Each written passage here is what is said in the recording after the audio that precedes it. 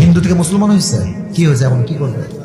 হ্যাঁ, কালেমা পড়ে মুসলমান হবে। ও, আমাদের একজন ভাই আজকের মাহফিলে কালেমা পড়ে ভালোভাবে মুসলমান হয়। পড়েন সবাই আলহামদুলিল্লাহ। আল্লাহ আমার প্রিয় ভাইকে কবুল করো, পড়েন সবাই আমিন। আপনার এফিডেভিট তো সব কমপ্লিট করা আছে তাই না? মাশাআল্লাহ। সবাইকে একটা সালাম দেন, একটু এদিকে আসুন। আসসালামু আলাইকুম ওয়া রাহমাতুল্লাহি ওয়া বারাকাতুহু।